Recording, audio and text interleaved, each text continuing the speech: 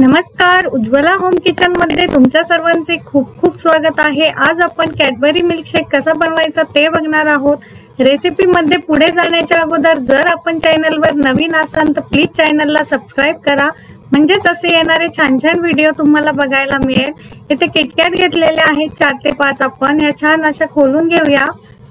आपल्या आवश्यकतेनुसार चॉकलेटचे प्रमाण आपण कमी जास्त करू शकतो। इथे उन्हाळा लागलेला आहे, मुलांना सुट्ट्या लागलेल्या आहेत, अशा वेळेस आपल्याला नेहमी थंडगार काहीतरी मुलांना द्यायचे असते, त्यावेळेस हा पटकन कॅडबरी शेक आपण तयार करून देऊ शकतो।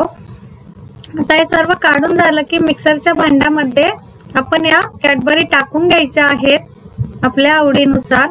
यामध्ये थोडंसं आपण चॉकलेट सिरप टाकून घेणार आहोत, 1 ते 2 चमचे आपल्या आवडीनुसार। याचेही प्रमाण आपल्याला कमी जास्त करता येऊ शकतात। आईस क्यूब टाकून घेतलेले आहे आपण 3 ते 4, आणि हे चॉकलेट फ्लेवरचं आईस्क्रीम आहे, हे सुद्धा 2 चमचे मी येथे टाकलेलं आहे। यामुळे आपल्या मिल्क शेकचा स्वाद फार छान येतो। दूध टाकून घेतलेला आहे 1 ग्लास मी येथे, आणि आपल्याला साखर टाकून घ्यायची आहे 2 चमचे। आता हा 1 मिनिटभर मिक्सरला फिरवून घेतलेला आहे।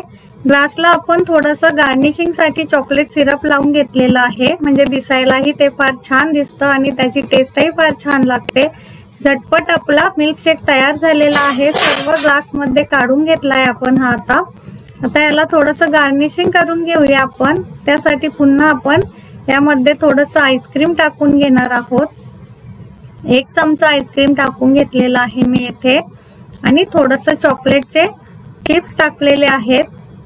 आपल्या आवडीनुसार कुठलंही चॉकलेट यामध्ये टाकलं तरीही त्याची टेस्ट फार छान लागते। चॉकलेट सिरप आपण गार्निशिंग साठी वरून टाकलेला आहे, आणि 2 पीसेस किटकॅट चॉकलेट ठेवलेला आहे येथे।